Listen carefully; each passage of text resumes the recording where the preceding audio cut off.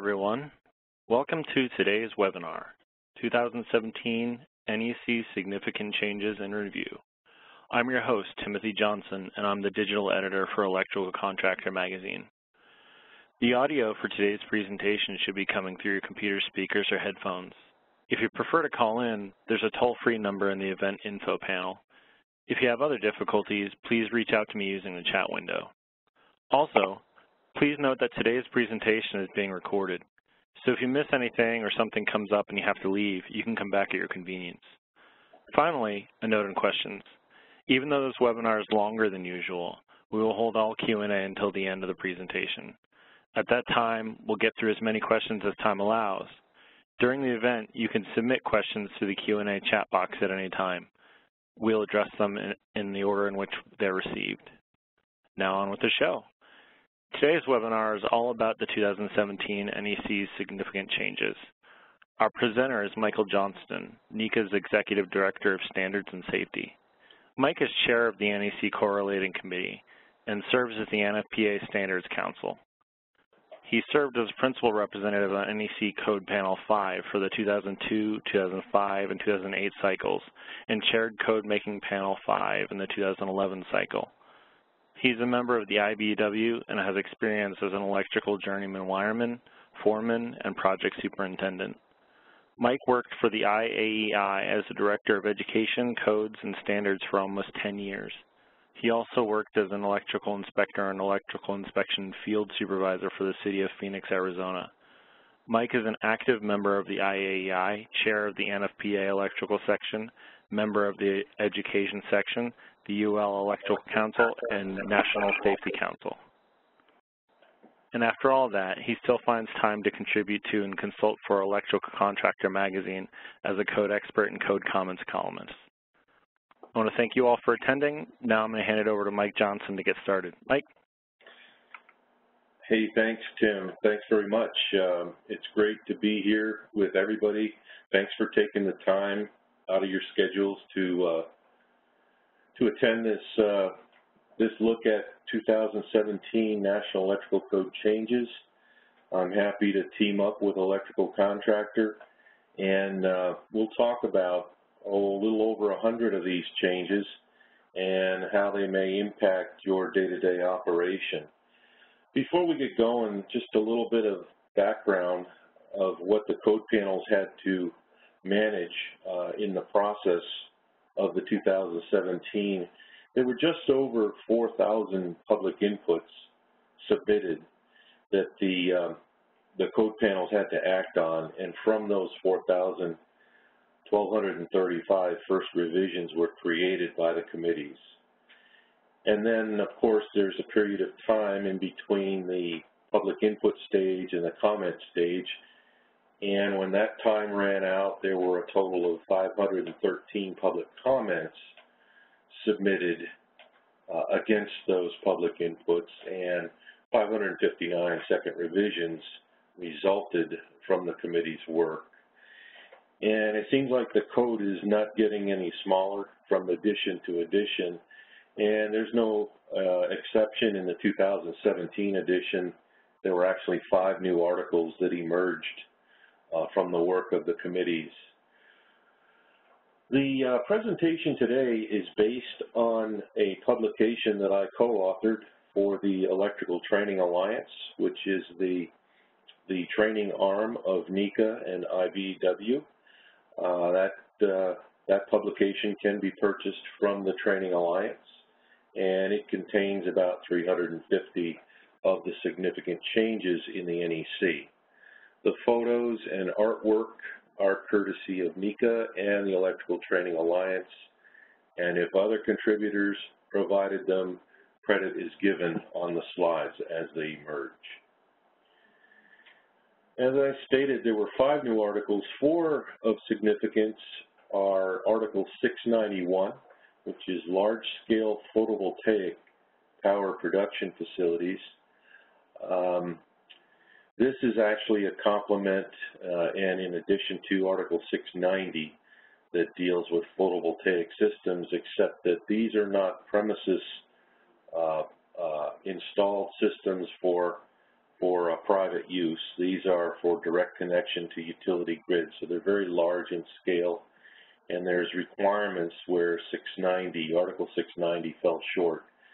So the new article contains a lot of those requirements that help fill in the gaps, if you will.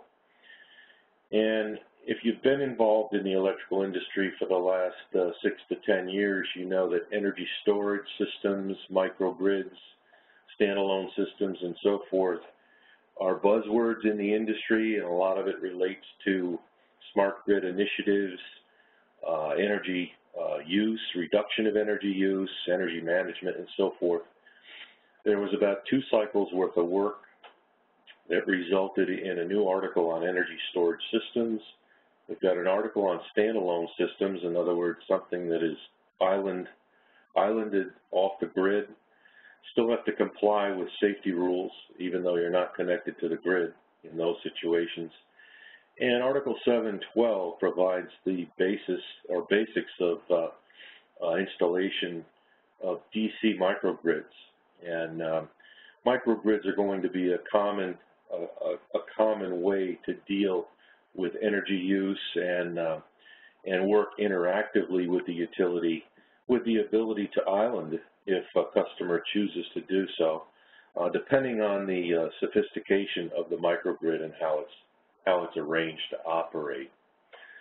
So we're going to go in sequence as the code is laid out. Article 90 serves as the introduction to the NEC.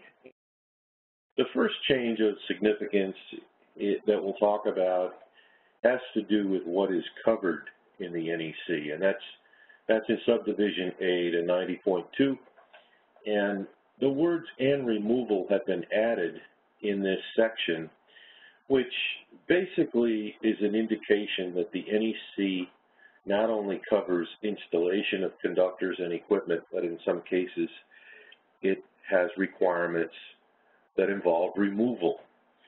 And one such requirement would be temporary construction power or temporary power wiring upon completion has to be removed as a mandatory requirement. There's also requirements in Chapter 8 dealing with abandoned communications, cables and so forth that are accessible and perhaps are part of a retrofit. There are requirements in the NEC to remove those abandoned cables where accessible to reduce smoke loading issues within the building or structure. So the words "and removal" have been added to the scope of the NEC, recognizing that it's not just inclusive of installation, but also removal in some cases. 90.7 provides information about examination and approval of equipment. And here's the area in the code where it talks about the role of a qualified electrical testing laboratory and so forth. And the changes in this section in both the informational note number 3 and the new last sentence clarify that suitability of equipment is related to application of requirements in standards that are consistent with NEC rules. In other words, if certified equipment is being installed and the code requires certified equipment or listed equipment, the product standards that that equipment is manufactured to should be consistent with the NEC rules. And in Annex A, there's a list of product standards that are compatible with the rules in the NEC. In Chapter 1, we have Article 100 contains the definitions in the NEC, and also we have general requirements for electrical installations. One change happened here, and folks will notice that there was an expansion of Article 100. Article 100 grew because of some definitions from Chapter 5 that have been relocated into Article 100. And those were all of those definitions in 500.2 and 505.2. And they were relocated because the style manual indicates that if a term or a word appears in more than 2 articles, it qualifies for appearing in Article 100. What you will notice that's different is the words in brackets as applied to hazardous location immediately follow the word or term that's being defined. So you have an indication there that where that word shows up as applied to hazardous locations, its definition resides in Article 100. So it's an easy way, if it's the same word with a general definition, to distinguish between the two. And the photo that we used is a typical purged and pressurized enclosure that would be one type of protection technique that could be used in a hazardous location. And both the terms pressurized and purged are two such terms that are now defined in Article 100. So a pretty wholesale relocation of those words and terms to Article 100 that appear in more than 2 articles in Chapter 5. There's 2 new definitions that are of significance. They're not new to the NEC family of electrical standards, which includes 70B, 70E, 79, and so forth. But NFPA 790 is the standard for competency of third-party field evaluation bodies. There were some definitions included in there. 2 such definitions are field evaluation, that term, and field evaluation body. And if you're familiar with that at all, those are 2 terms that are related to a method of attaining compliance and approvals from authorities having jurisdiction. There are several places throughout the NEC where the term field labeled as it applies to field evaluations and field evaluations bodies have been inserted in the 2017 NEC. Such locations include PV equipment in 690.4. We've got an allowance for field evaluation services in 690.12 related to rapid shutdown. We've got fuel cells in 690.2 or 692.6. In the wind article, 694.7, interconnected power production sources in 705.6, microgrids in 705.170, and standalone systems. So the term field evaluation as it applies to, or field labeled as it applies to field evaluations to attain approvals appears in multiple articles. And now we got definitions from from NFPA 790 that support the meaning of those terms as they appear in those rules. And the following is just an example. UL was a contributor, Underwriters Laboratories was a contributor to the Electrical Training Alliance's significant changes in the NEC textbook. And as such, they provided us with a sampling of what a field evaluation label might look like. And a point to be aware of that if a product is installed on site and it needs a field evaluation to attain approval by the authority having jurisdiction, that field evaluation is only good for that location. In other words, the product couldn't be uninstalled and then taken to another site. Many things that are related to the field evaluation process are related to the environment in which it's installed. Here's the other term we were talking about through that segment, field labeled. And you can see clearly after the term itself, it says, as applied to evaluated products.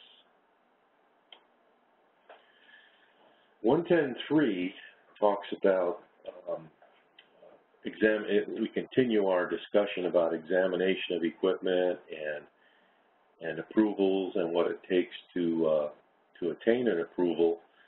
And a new subdivision C has been added, and it's titled listed, but the first change you'll notice in this section is in 110.3, the title, the words product certification have been added.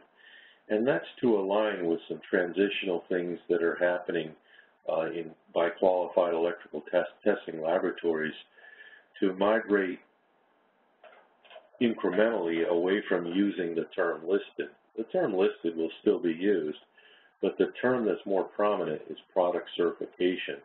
So this is something that will happen long term by the testing laboratories. So the information in this section under listing talks about the product certification being done by qualified electrical testing laboratories that are set up to do so. And the other thing that is very helpful, should be very helpful to jurisdictions, is the new informational note that follows subdivision C. It provides an indication that OSHA carries a list of qualified electrical testing laboratories, and OSHA refers to them as nationally recognized testing laboratories. The NEC refers to them as qualified electrical testing laboratories, but that's where to go. That's where to go to get the list of what an authority having jurisdiction should be recognizing as a qualified electrical testing laboratory for providing product certification. And the photo we use just shows an example of a qualified electrical testing laboratory's certification or listing marks. 110.16 is not new to the NEC.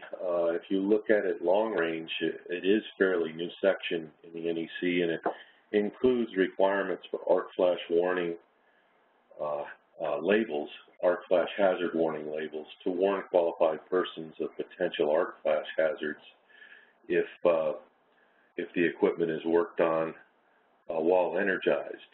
And there's a new subdivision B titled Service Equipment, and there's a 1200 amp threshold included in that subdivision B.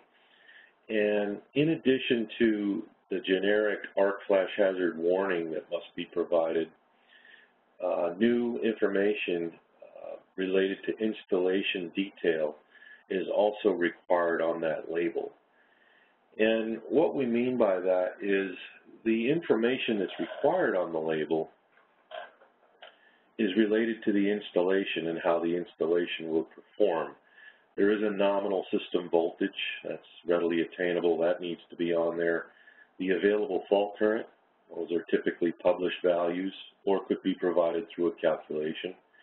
The clearing time of the service overcurrent device is typically available, and the date the label was applied. These are all installation-related criteria that now must be included on that arc flash hazard warning label. There is an exception that relaxes the requirement, and that exception recognizes that an arc flash label may have been previously applied on the equipment in accordance with industry practices or requirements from another standard such as NFPA 70E.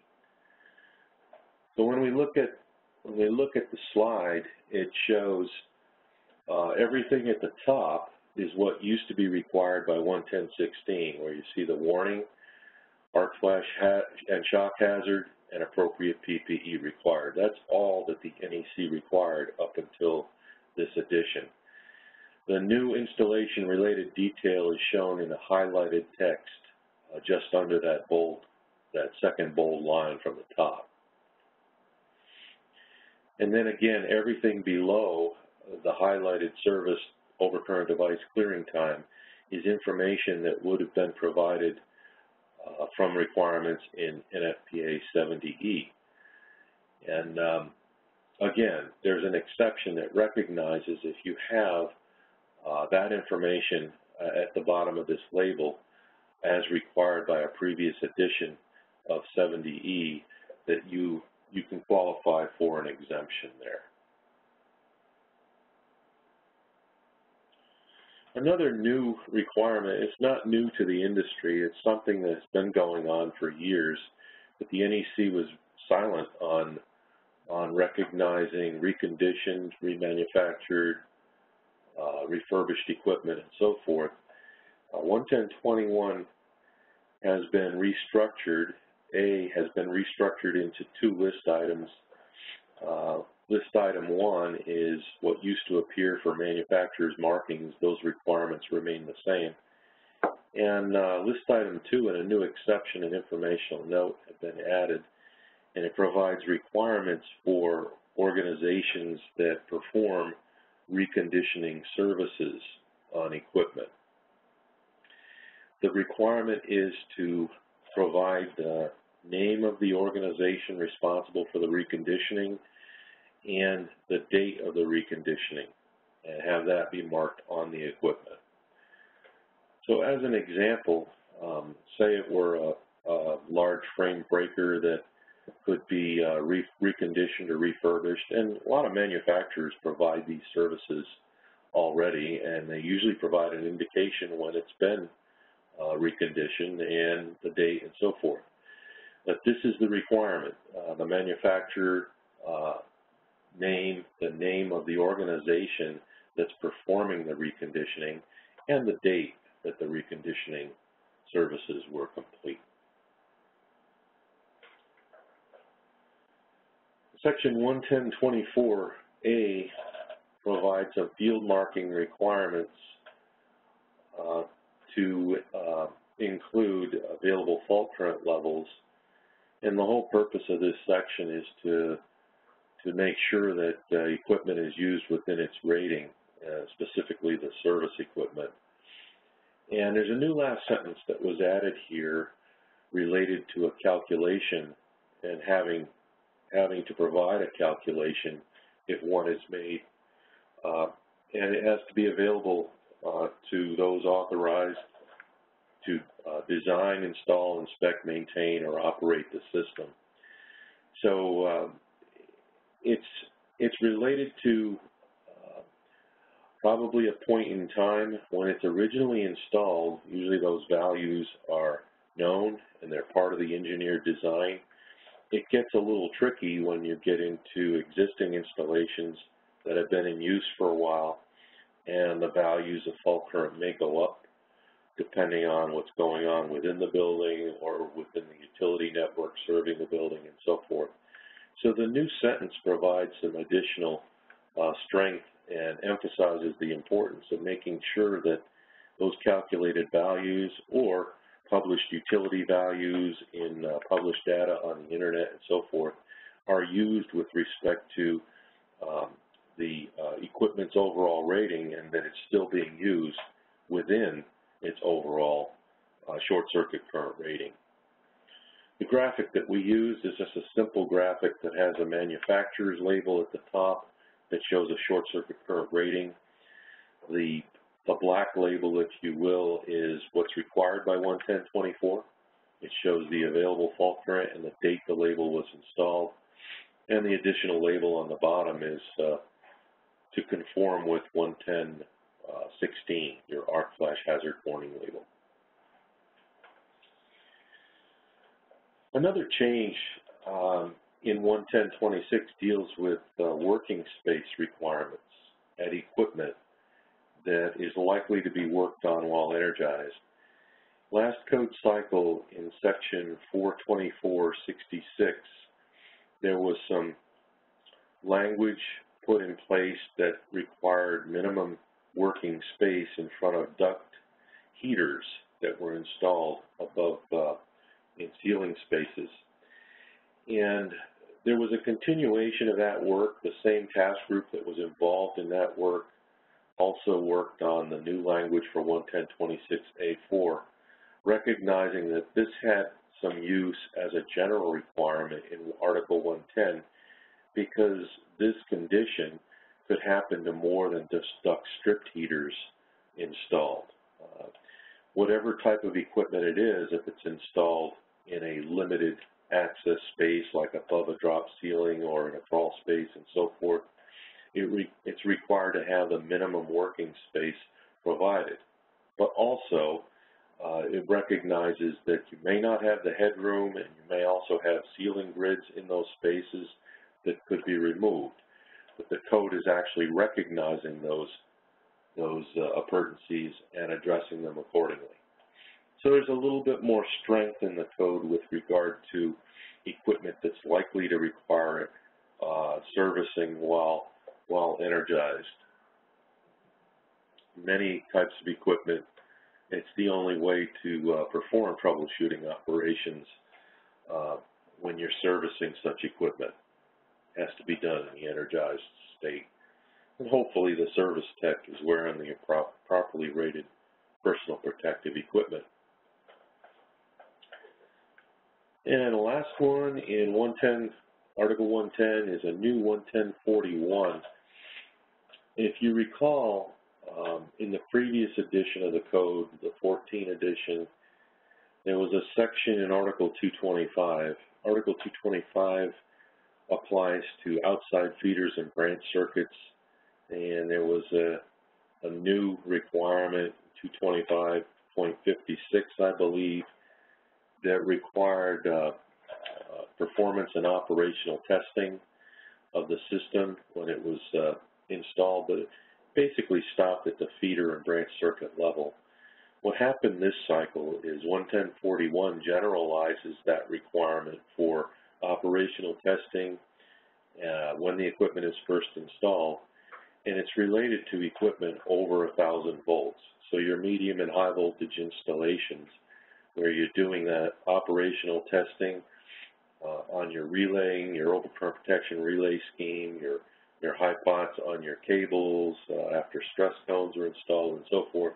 All of those pre-energization and operational tests of medium and high voltage installations are now required to be performed as a general requirement in 11041, and the results need to be made available to those authorized to install, operate, test, and maintain, and obviously the authority having jurisdiction who's going to be responsible for approving it will find great value in those documented test results. And what you see is just a picture of some testing going on in this is just in a specific type of equipment, a container that contains one segment of a large-scale storage system. All right, Chapter 2 is titled Wiring and Protection in the NEC. This is where we find all of our overcurrent protection rules, our grounding and bonding rules, branch circuit requirements, feeder requirements, calculations, and so forth. So we'll get right into this. It seems like every edition of the NEC, we see an expansion of the GFCI requirements, and this edition of the code is no different. Let's face it, GFCIs are saving lives, and it's amazing the amount of statistics and data that are submitted each cycle that actually encourage new requirements for GFCI to provide additional protection. 210.8b is GFCI requirements for other than dwelling units. So we're operating beyond the dwelling unit setting in this area, and now requires for all single-phase receptacles rated at 150 volts to ground or less and 50 amps or less, in addition to all receptacles at three-phase rated 150 volts to ground or less and rated at 100 amps or less. So that's actually expanding the GFCI requirements to beyond that 125 volt level, and there are products available where this can be accomplished. One example of where you would find a lot of these uses is in a commercial kitchen application. A lot of equipment is three-phase or single-phase, and it operates at a higher ampacity, and usually a wet environment, especially during washdown operations. A lot of stainless steel in those areas. A lot of risk of shock and electrocution in those areas. So it's no surprise that the NEC expands the GFCI requirements in those locations for those voltage and ampacity levels. 210.11c4 is again, evolution in the NEC relative to the requirements for branch circuits that serve dwelling units. For years, for many editions of the NEC, the garage, we had to have a receptacle outlet in the garage, but the code was not specific. That receptacle outlet could be supplied by a general purpose circuit in the dwelling unit. And there's a lot of activity in residential garages, heavier tools that get used, and so forth. So the code recognized the evolution that's going on there and now tightens up what's required relative to those receptacle outlets in the garage. So at least one 20-amp branch circuit is required to supply those garage receptacle outlets. The previous prohibition to supply the outdoor receptacle from the garage circuit is deleted, and that correlates with 21052G1. So this is what it would look like, and we're not going to cover it in this presentation, but the other thing that goes along with this requirement for a 20-amp receptacle for the garage to feed just the garage is that a receptacle is required in each vehicle bay.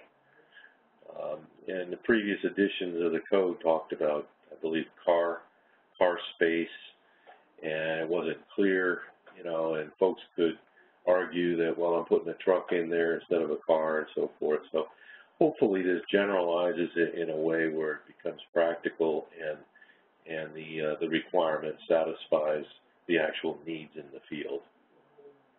The whole idea there in each bay is to cut down on the use and abuse of extension cords in an area where you've got vehicles and large tools and other activities. 21052C3, Peninsular Countertop Spaces, was revised to address working surfaces in addition to countertops that you might see within a kitchen. The Peninsular countertop is no longer measured from the connecting edge. They're measured from the connected perpendicular wall. That's the big change in that section. And the section still requires that a receptacle be provided on the long dimension of the countertop as it is extended out from the countertop that's adjacent to the wall or against the wall. So the graphic shows what would be where the measurement would be required from the 2014 edition of the NEC and the difference in the 2017 edition. And when you look under that 2017 NEC text where it says Peninsular countertop long dimension is measured from the connected perpendicular wall, that's where the receptacle would be required on that long dimension.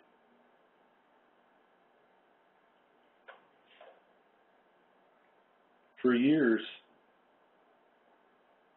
Section 240.24a addressed accessibility, and it still does in the 2017, except it got more specific.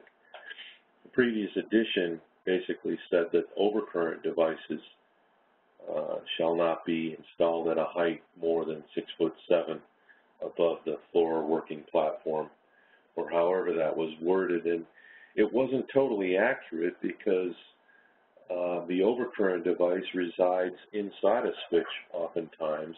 It's the handle. It's the handle of the device, whether it's a breaker or whether it's a fusible switch, that is directly related to the 6'7" measurement. So that's what the clarification is in this area, is the actual handle.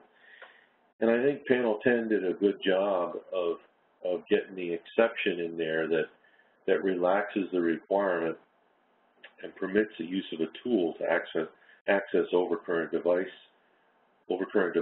that may be contained within an industrial control panel, like the two you see here in the middle of this picture.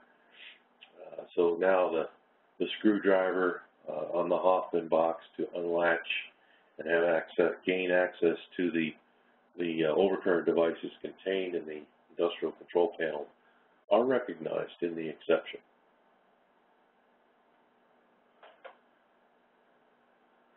Section 24087 is new in the last couple of cycles and basically requires, it's got a ampacity threshold, 1200 amps and greater, requirement for breakers to include a method of arc energy reduction as part of that installation. Those are fairly large energy control devices, and the amount of arc flash and incident energy on the load side of those switches is significant.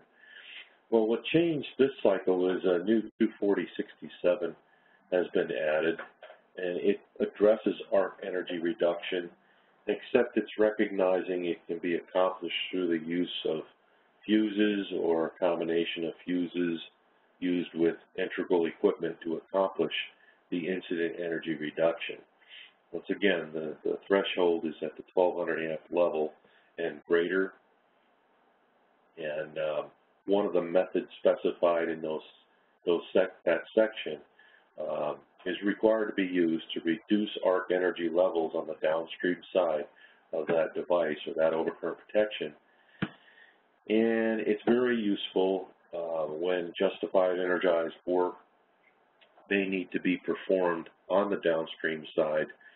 It's just an additional level of protection if a ground fault or a short circuit were to occur. Minimizes the amount of damage that might happen to the equipment. It also minimizes the amount of energy that a worker in that position would be exposed to. And this is just a look at a typical time current curve. And on the left, you see the breakers used in combination with a paired up type of arc reduction maintenance switch. We can be used in combination with each other to achieve the fast enough operation where you're reducing the amount of energy on the downstream side of that equipment. Let's move into Article 250, talk about some grounding and bonding changes. Just hit the highlights here. 250.52a provides a list of all the grounding electrodes that are recognized in the NEC that can be used for the grounding electrode systems for buildings and structures. 250.52a2 has been revised and simplified so that the details and description of a metal frame electrode are supported by the definition of the term grounding electrode. If you can look at that term as defined in Article 100, it's the conductive element that is in direct contact with the earth. So anything above the earth is not really an electrode, it's a conductive path to the electrode, performing like a grounding electrode conductor. So what's changed in this section is all that text related to that conductive path to the electrode, building steel in this case, has been moved to Section 250.68c, where they talk about conductive paths to the electrodes and grounding electrode conductors, or conductive parts that serve like grounding electrode conductors. So all that's left here in this text is related to an in-ground metal support structure that is either directly connected to the earth for 10 feet or more, or is encased in concrete that is directly connected to the earth for 10 feet or more.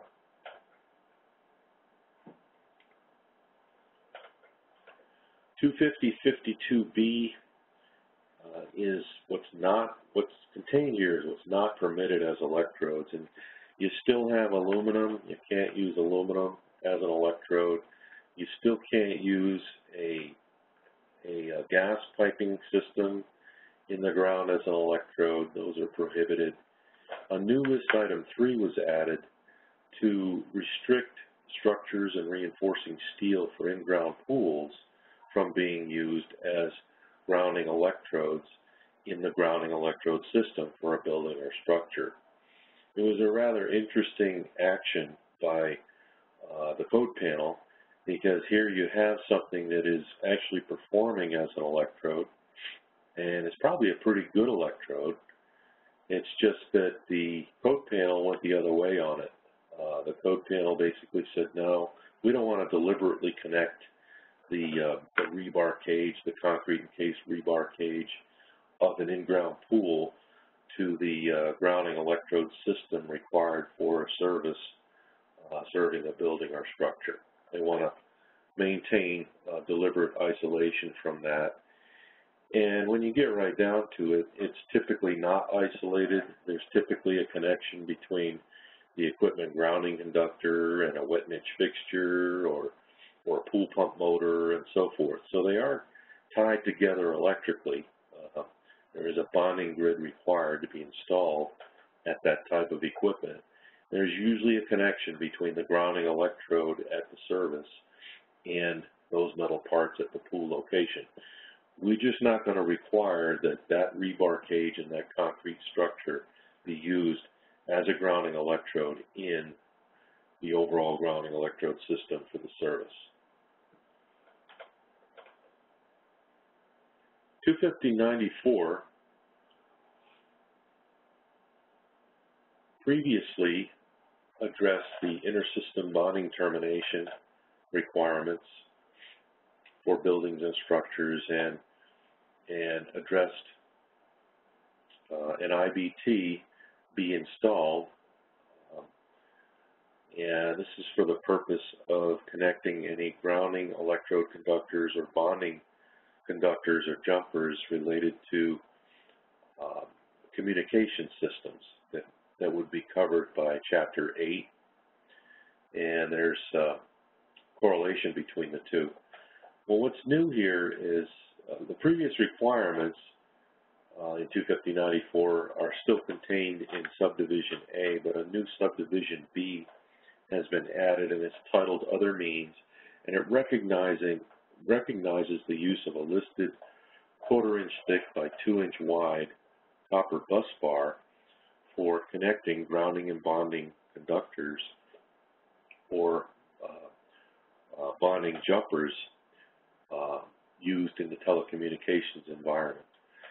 So what was not recognized before, and certainly is suitable for making those types of connections, is now recognized as an option in B. And it's a pretty common option when you look at the telephone and communications equipment rooms in a lot of larger commercial and industrial establishments. They usually accomplish the grounding and bonding in those locations by the use of these larger copper bus bars. I think one of the most significant changes in this edition of the code is a sizing requirements for metal water piping, bonding conductors, and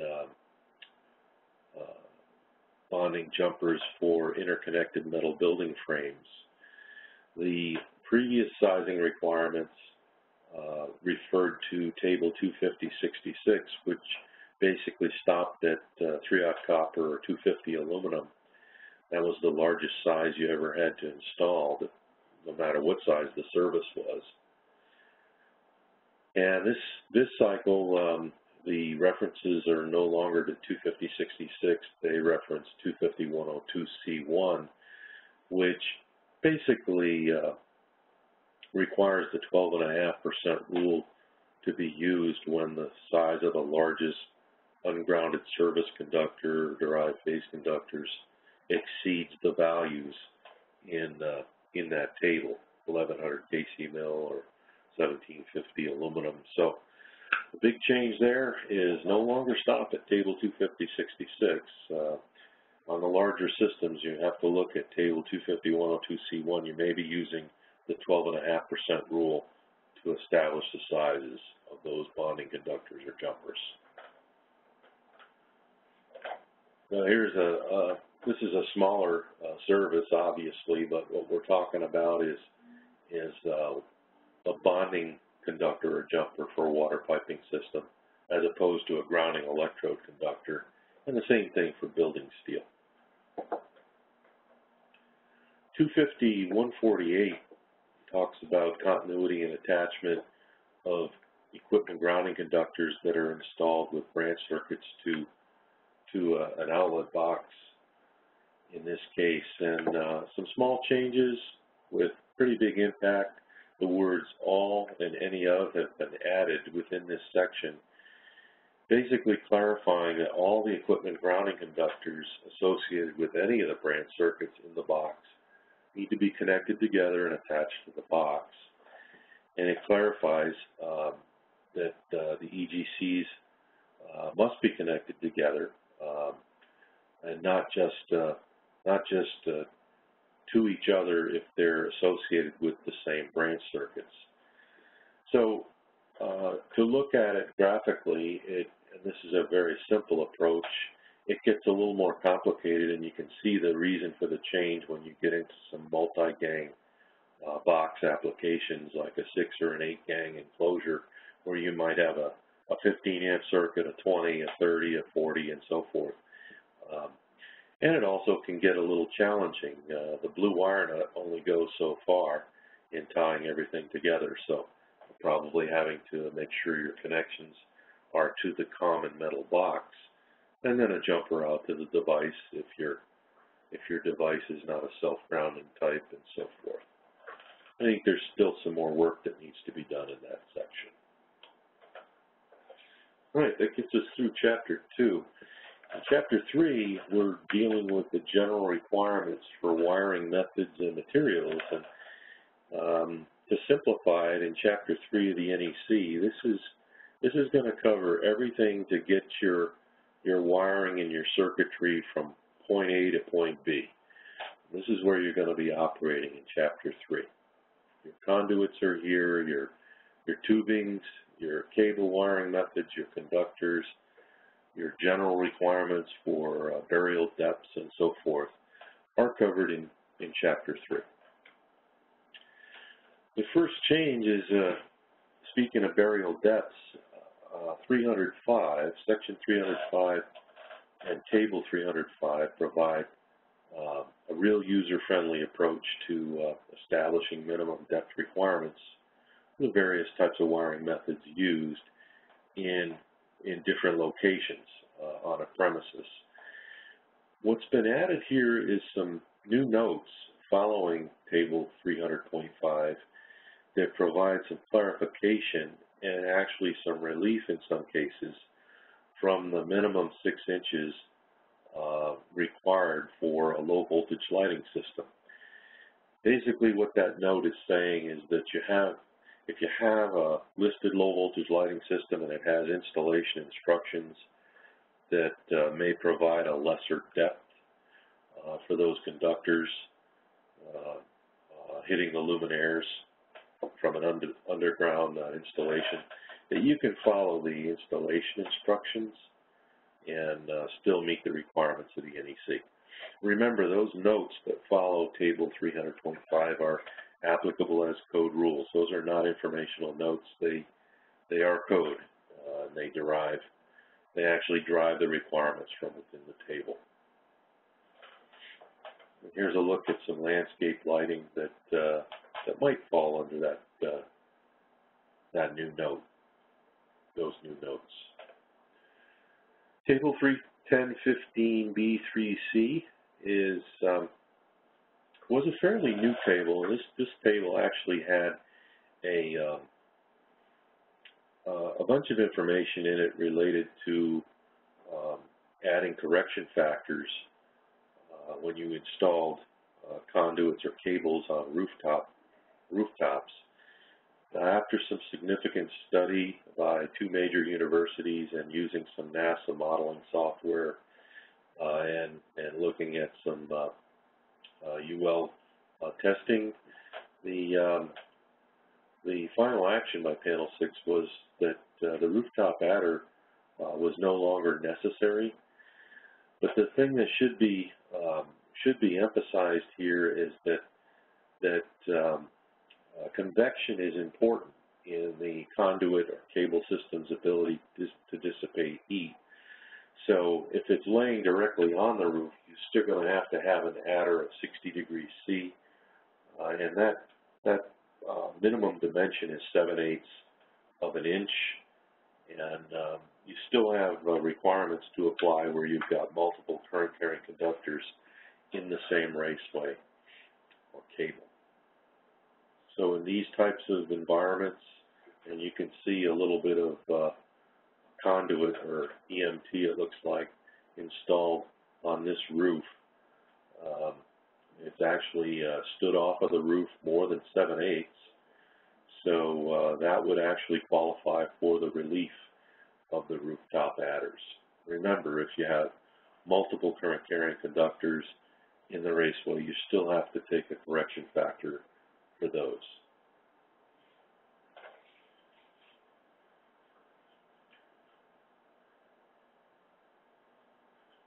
(314.28) Subdivision E is power distribution blocks, and power distribution blocks are a common way of dealing with tap conductor applications, both on the service side or on the load side of overcurrent protection.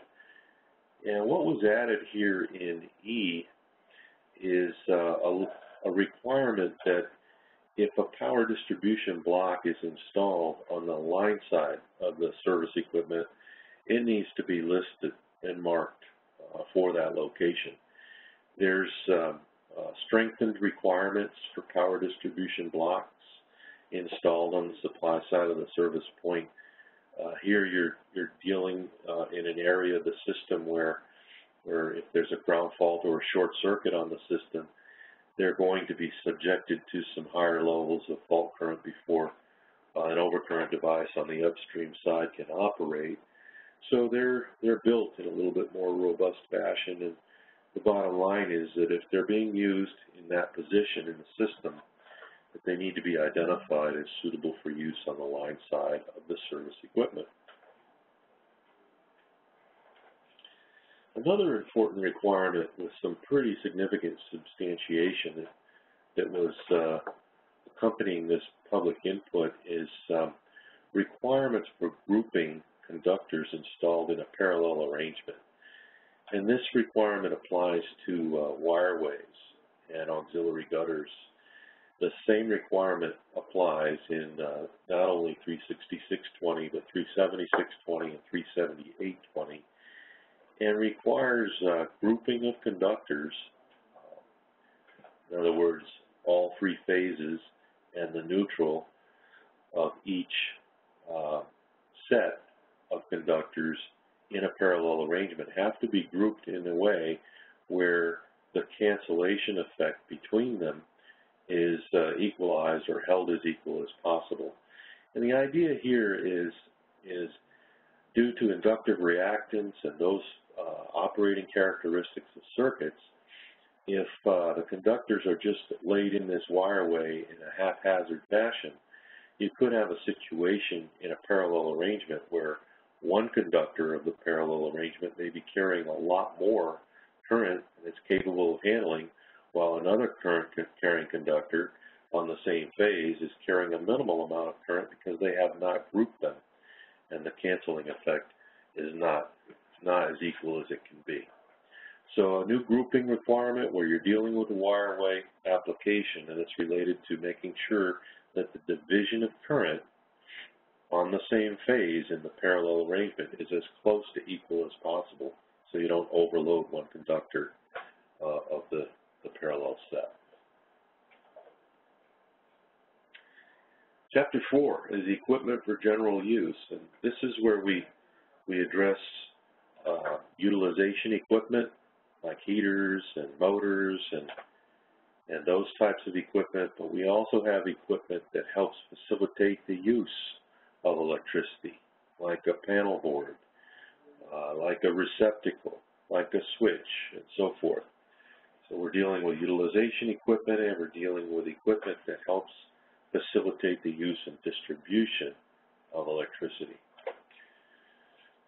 Section 4042C, slight change here. This is the section that requires a neutral conductor or ground dead conductor to be installed to a switch that controls a lighting load. habitable room was deleted. Bathrooms, hallways, stairways, and similar rooms for human habitation require the grounded conductor to be installed. The change in this section was brought about by a public input that requires a device to be used in a certain way. Previously, we had this requirement in the code, and it just said you had to bring the neutral conductor to a switch location, but it didn't tell you you had to use it. And the code has been clarified to fix that problem, and there's also a new exception and an effective date of January 1, 2020. That change is actually a companion change to a new rule in 404.22, which is in Part 3, the construction specification rules for switches. It basically says that electronic switches such as occupancy sensors are not permitted to introduce current on the equipment grounding conductor. And remember, these types of occupancy sensors that you see on the right are manufactured currently in two ways.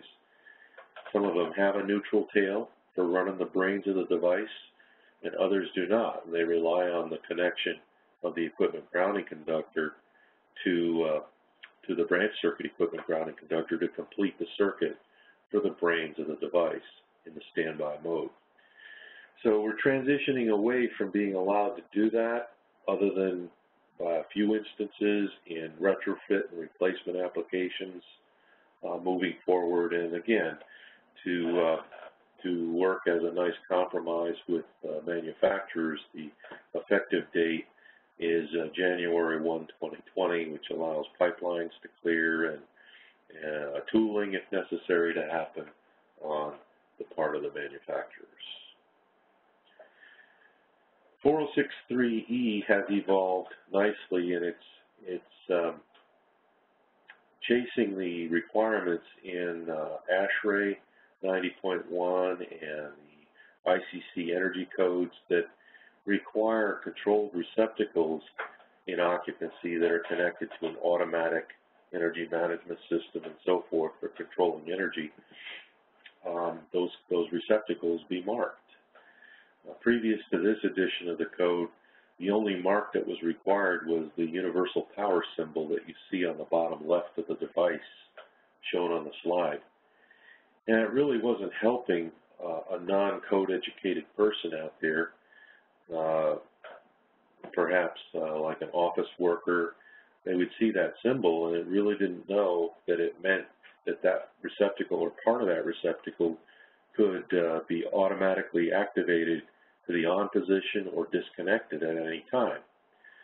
So by having the words controlled added as a 2017 requirement, there's a little bit more of an indication to an occupant who may not be educated as to what the code requirements really are and what those symbols mean.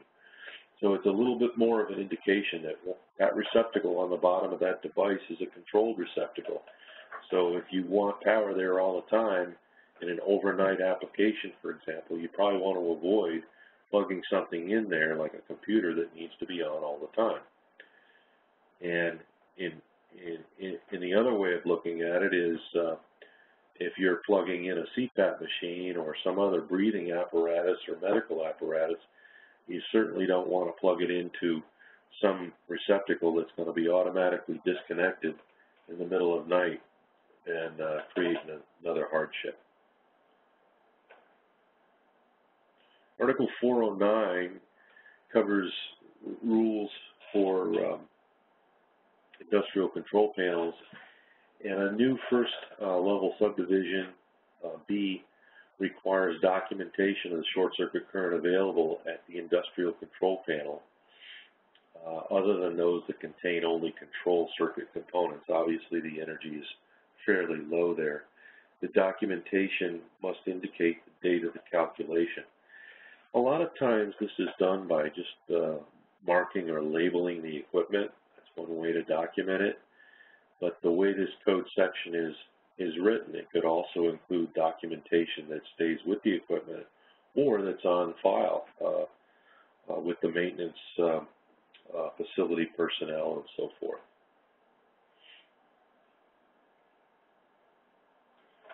.440.9 is a significant change requiring a wire-type equipment grounding conductor in outdoor portions of metallic raceway systems that are non-threaded types, and they're installed on rooftops.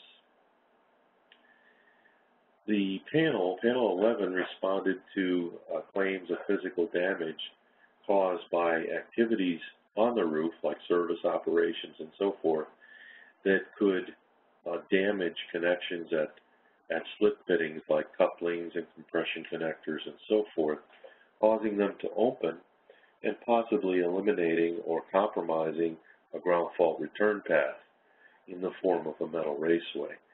We know that EMT, rigid metal conduit, and so forth are suitable as equipment grounding conductors by themselves, as indicated in 250.118. And so the panel, Code Panel 11, responded favorably to substantiation that happened to include a fatality to require that wire-type equipment grounding conductors be installed in those outdoor portions of metal raceway systems.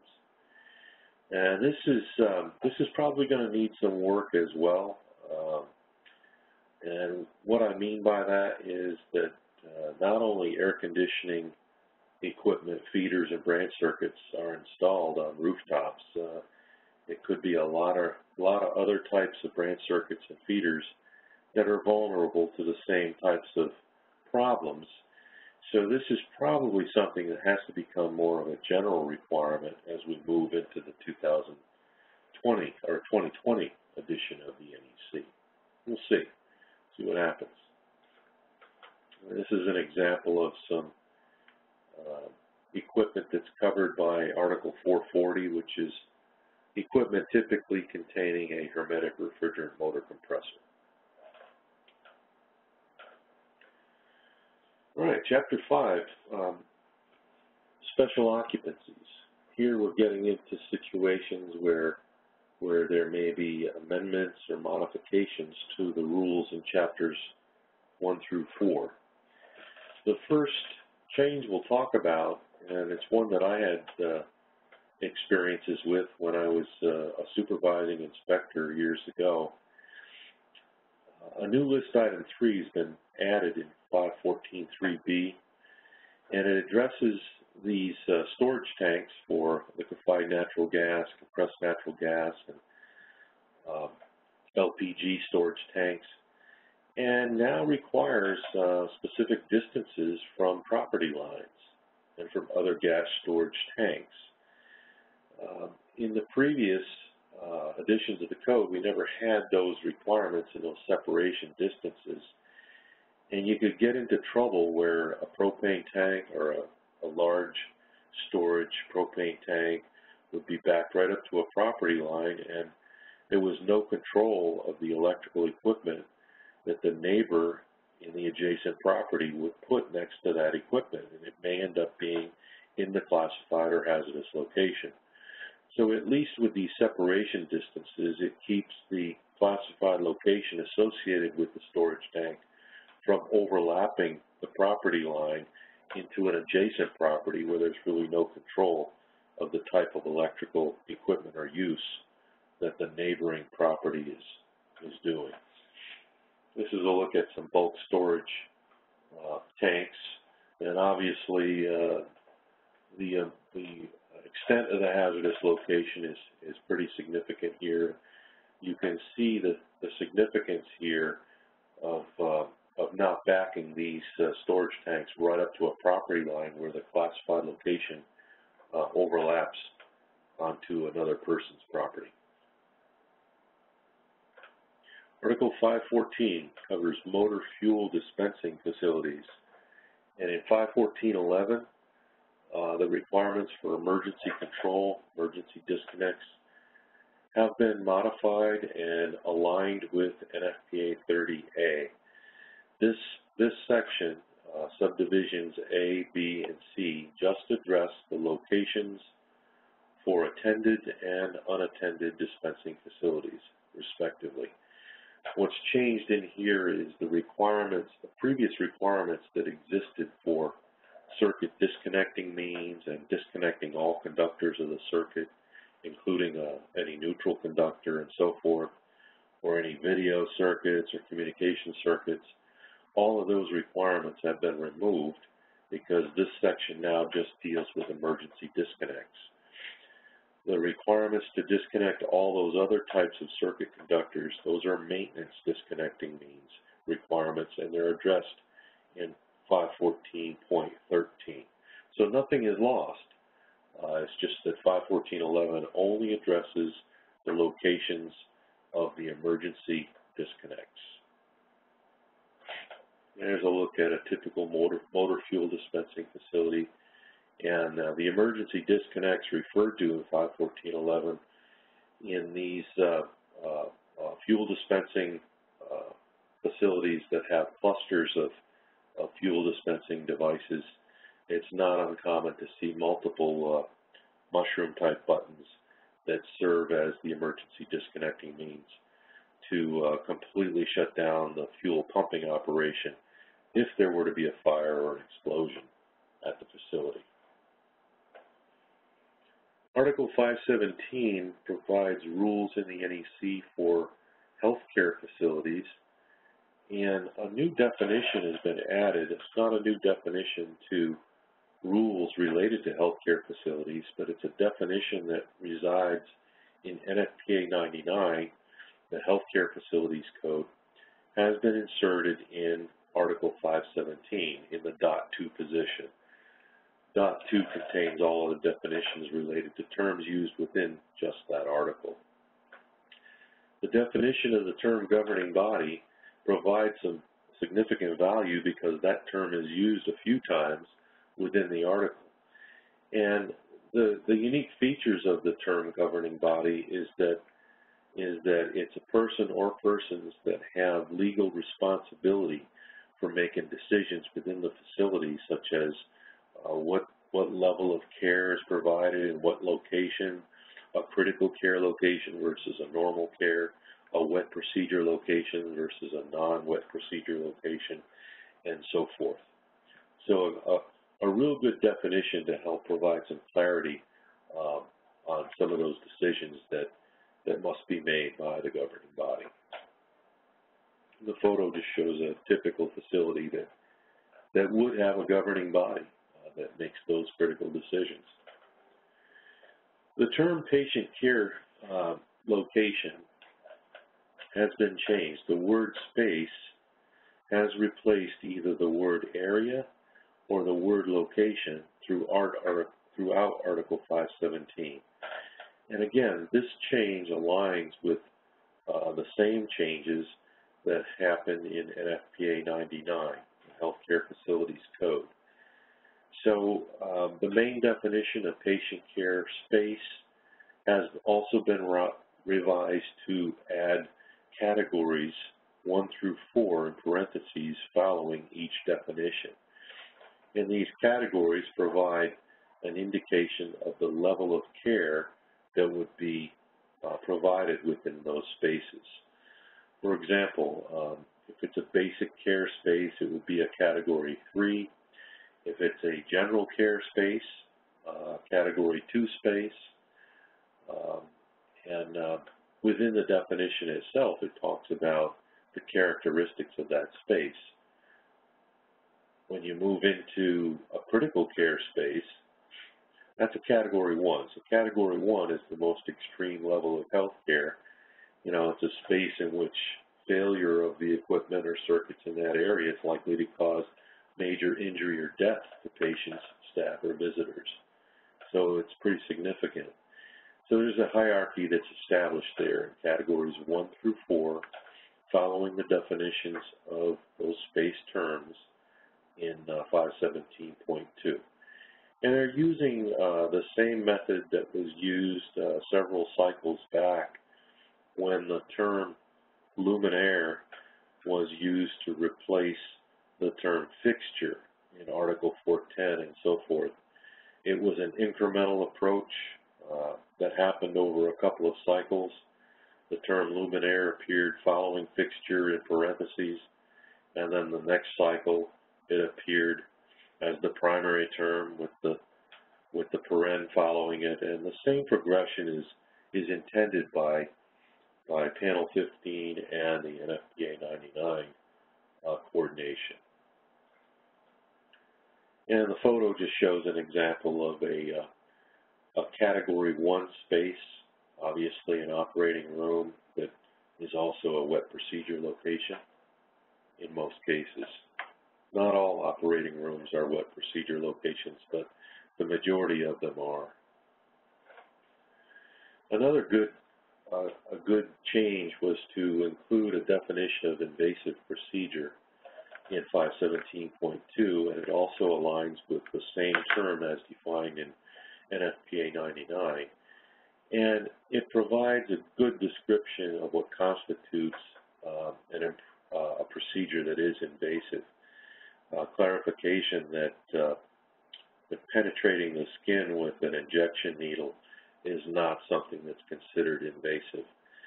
This should help folks deciding whether or not the room where a flu shot is administered at a pharmacy has to meet the wiring and protection requirements of Part 2 of Article 517. It typically does not. This is an example of an operating room where certainly invasive procedures would take place. And you can see off to the left an isolated power system used within that room. Selected receptacles is a term that's used within Article 517, and there was always a question about who does the selecting. And the clarification this cycle is to add the term governing body to that definition to provide the needed clarity that if we're talking about selection of a receptacle that's designated for a certain process or a certain location, the governing body of the facility is involved in the selection process. It may be for a critical care location where life support equipment is used for patients, as you see in the photo. 517.13a and b have been revised slightly to remove the words areas and locations, change those to spaces as we talked about, and the words green along its entire length have been added to 517.13b1. That means the insulated copper conductor that's installed with the branch circuit for a patient care space has to be green along its entire length, and only green. Can't be green with a yellow stripe because that's reserved in Article 517 for isolated ground receptacles. And here you see the typical wiring scheme. If you had a branch circuit serving a patient care location, you'd have the metal raceway. 517.13a covers that. The contained insulated copper equipment grounding conductor required by 517.13b. And then if it's an isolated grounding type receptacle, you'd have a third conductor, and that one would have to have the one or more yellow stripes to connect to the grounding terminal of an isolated ground type receptacle. Speaking of that, 517.16 was completely expanded. We still have the restriction in subdivision A that prohibits IG receptacles and circuits from being installed in a patient care vicinity. Now, that's a small dimensioned area around a nominal patient bed location within 6 feet of that location horizontally and not more than 7.5 feet vertically. You can't put an IG receptacle in those locations. If you're outside the patient care vicinity, you can install an isolated ground receptacles in accordance with the rules in 517.16b and 250.146d. 517.19, critical care spaces. It used to be critical care locations. The word space and the words Category 1 have been inserted in these areas.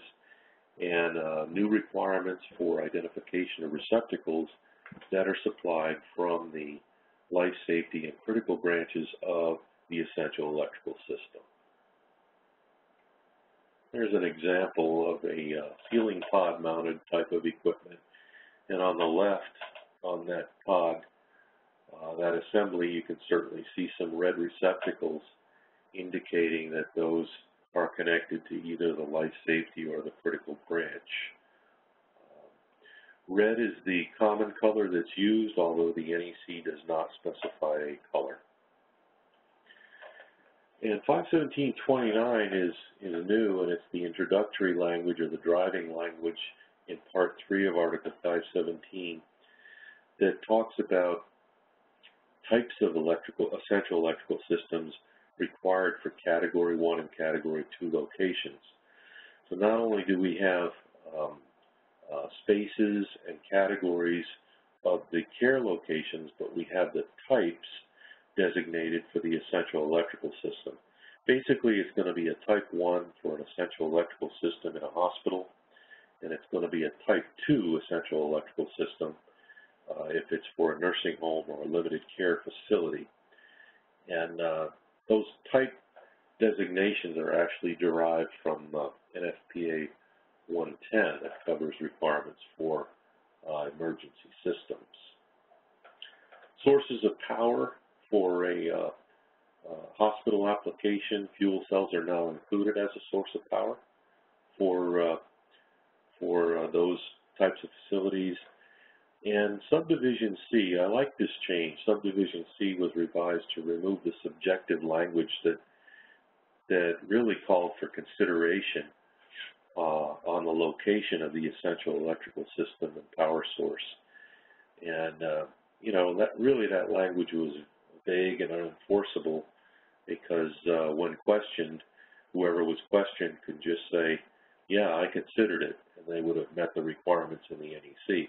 Now it's a specific requirement that mandates the location of those essential electrical system components be done in a way where it minimizes the effects of abnormal events like flooding and so forth.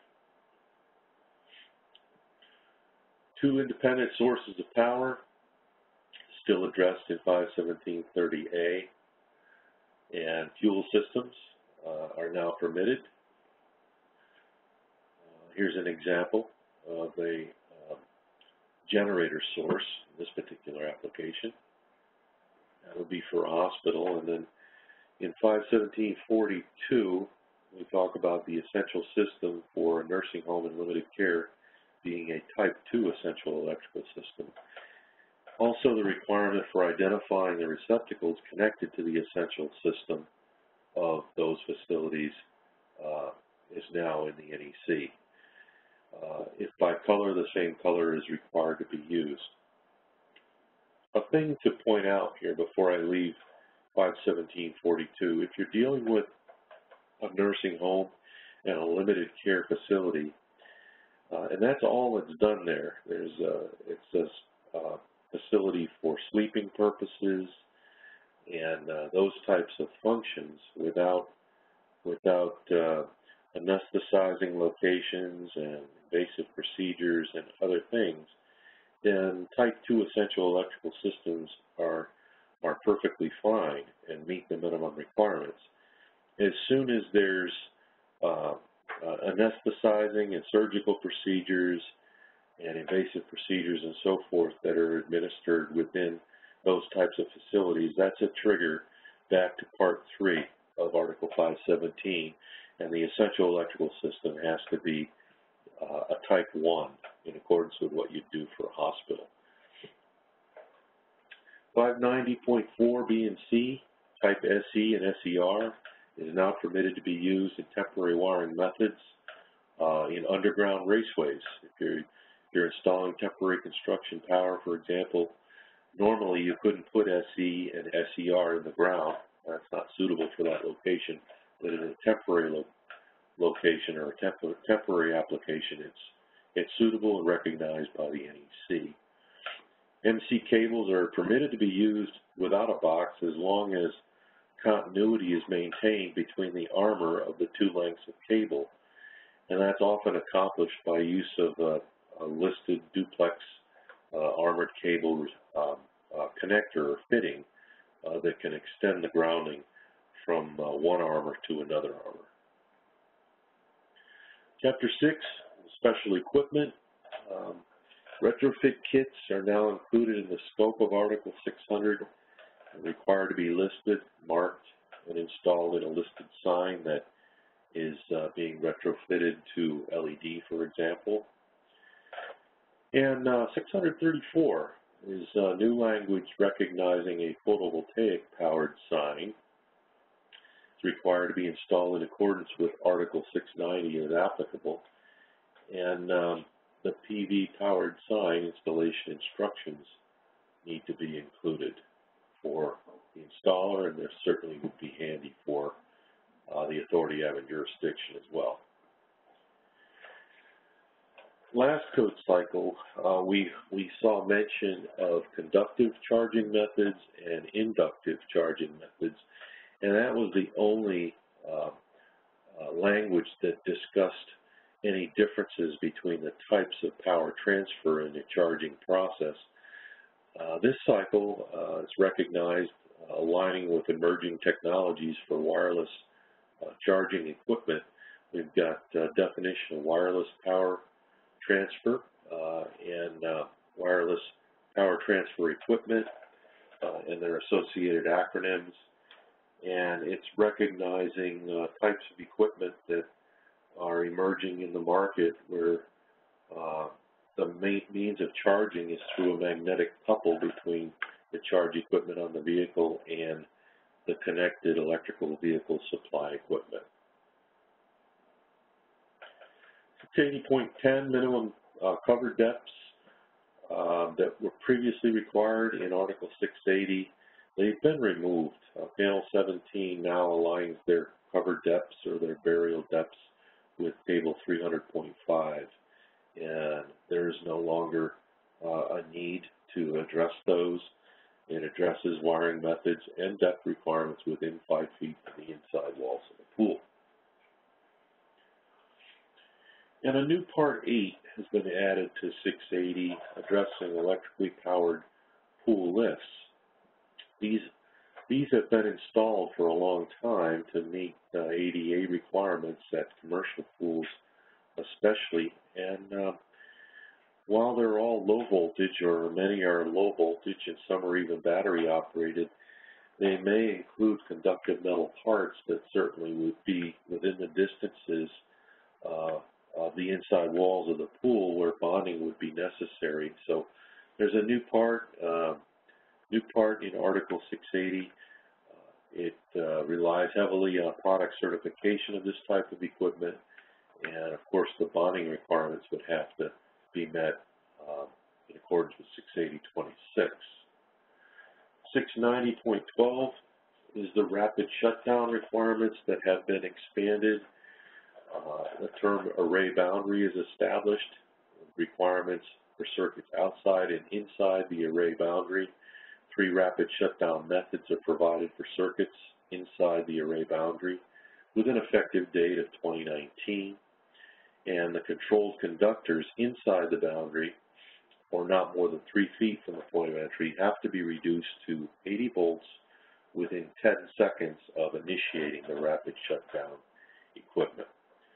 And this is all as a result, and it's still evolving, it's a result of firefighter input to Panel 4 to address concerns of first responders to make sure that those hazards related to electric shock are reduced and eliminated where possible. If they have to fight a fire or cut into a roof to vent a fire and so forth, just helps them with some assurances that they can do so in a safe manner. I mentioned the large-scale PV earlier. It's designed for supply of power to the electricity grid, differs from building-mounted PV applications, and these are often referred to as solar farms, especially when seated in agricultural areas. This is a look at one of them that I visited in the southwest Palm Desert area, and as far as you can see to that mountain are photovoltaic arrays, and the distribution you see run overhead is at the 35 kV level, all installed on private property. This is not utility work.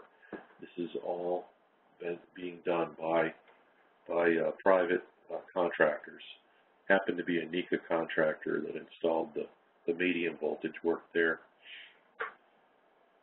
And standing at that stop sign location, you can look in every direction for about 5 miles and see nothing but photovoltaic panels. This one actually ties to a 500 kV grid after it goes through 2 substations. Just step it up. There's a look at one of the inverter houses with an output to a transformer to step it up to the 35 kV level. It's sent overhead down to another substation, takes it up to about the 230 level, and then finally at the end substation from that level up to 500 kV. Fire pumps require surge protection. A lot of these fire pump controllers include electronic equipment, and they're vulnerable to damage by line surges and lightning events, for example. So fire pump controllers now must be equipped with surge protective devices. I got a couple more changes and we'll wrap it up. Branch circuit emergency lighting transfer switch is now defined. That terminology was used in Article 700, and now we've got a descriptive definition to let users know what that is. And it usually involves luminaire that's controlled through a switch, but is as soon as a normal power is interrupted, there's a transfer operation right to the emergency power source. And the new Article 706 on energy storage systems. The most common one is a battery type system, but it mentions other types of storage systems such as flywheels, flow batteries, supercapacitors, ultracapacitors, and so forth. It's in Chapter 7 because it's typically part of an overall system.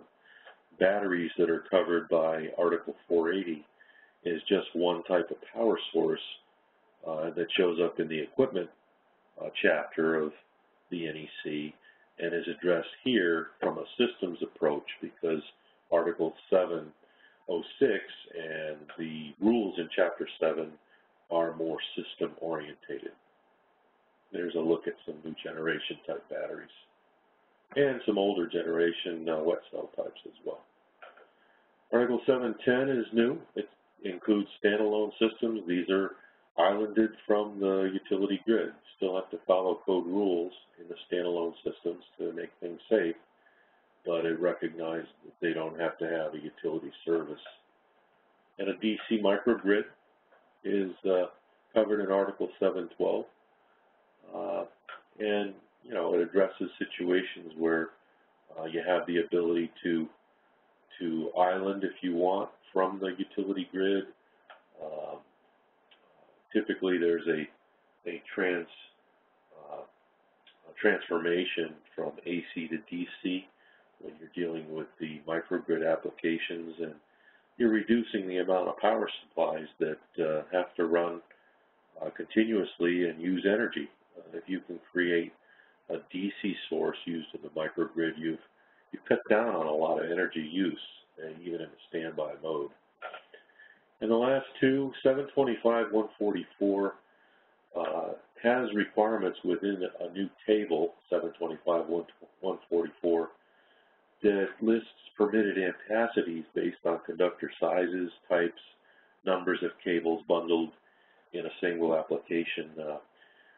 When we're dealing with power over Ethernet cables and those types of installations on the premises. You know, previously, you know, you're installing Cat5, Cat6 cable. They're often installed in bundled applications, and they typically were exposed to or capable of carrying just data transmission. But now, new types of loads are power over Ethernet is including the power supply conductors in addition to the data transmission conductors all within the cable assembly.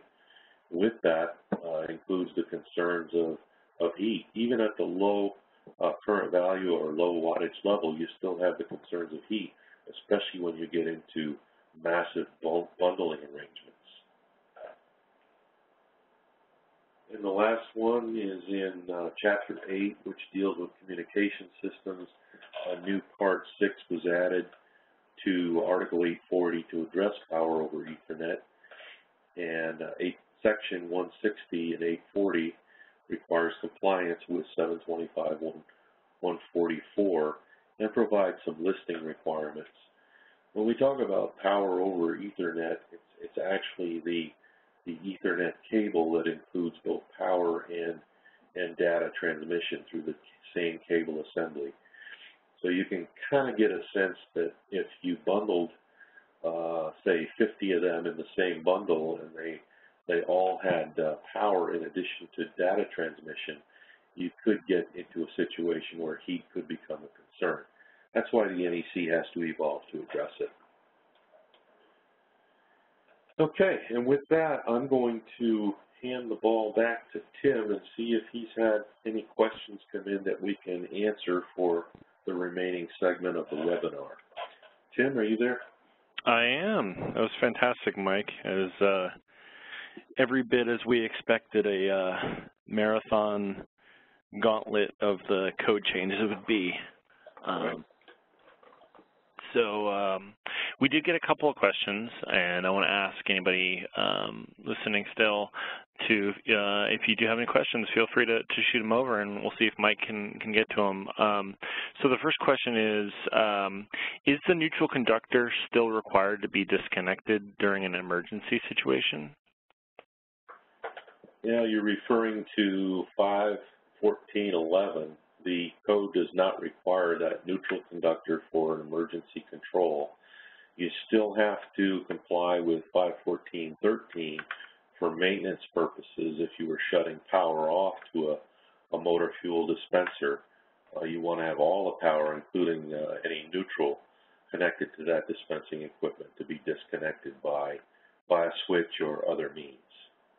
But not for the emergency. The emergency, the whole purpose of the disconnects in 5.14.11 is to shut off the pump to not fuel the fire. Okay. So the next one, I think it was in reference to 5.17, but don't quote me on that. I'll just read it. My understanding is that section of the NEC is meant to mirror NFPA 32. NFPA 32 does not require the neutral to be disconnected. Okay, that's still related to the 5.14.11, the disconnect, and I believe the response that I had was what he was questioning is NFPA 30A is where the emergency disconnect requirements come up for motor fuel dispensers, and yeah, the neutral and other low voltage circuit conductors like video, ATM, card readers, and so forth, lights, and so forth at a fuel dispenser are required to be disconnected, all conductors of the circuit, including any neutral, for maintenance purposes. So the person working on the equipment doesn't have a situation where an arc across a neutral could exist in a return back to the source. In an emergency operation that's covered in 5.14.11, people are getting out of there. That's fire time. We're leaving. We're hitting a mushroom button. It's just to disconnect the power to the pump that's throwing gasoline onto the fire and keeping the fire going. So gotcha. Hopefully I provided some clarity there. Yeah, I think so. Okay, well that's all the questions I have right now. But if anybody has anything, feel free to shoot it over. Okay. But I did want to mention that this webinar will be recorded. There will be a recording available, and everybody who register will get an email with a notification when that's available, and that'll happen in the next couple days. So if you want to revisit anything, you can feel free to do that then. I also want to mention as well, Mike, that you had I think it was a 10-part series of your code comments column where you covered all of these significant changes, and we put them together into one place on our ecmag.com. So everybody can feel free to check that out. Just go to ecmag.com. It's on the home page, and that way you can revisit anything in detail there. And if there are no more questions, I'm going to go ahead and wrap up and give it a few seconds here. Did you have any other thoughts, Mike? No, I just want to thank everybody for attending and hope it helped you in some way. And thanks again, Tim. Love working with ECMAG on these types of events. We'll do some more for sure. Yeah, absolutely. I'm looking forward to it. All right, well, great. Then on behalf of Electrical Contractor, I just want to thank everyone. And Mike, thanks to you again. This presentation is excellent, and I'm glad that we're going to have a recording of it, and I think it's going to be an excellent resource for our readers moving forward. And again, be on the lookout for that recording, which I'll email everybody to a link to in the next day or two. And I'm going to go ahead and end the event now, and we hope to see everybody in a future webinar.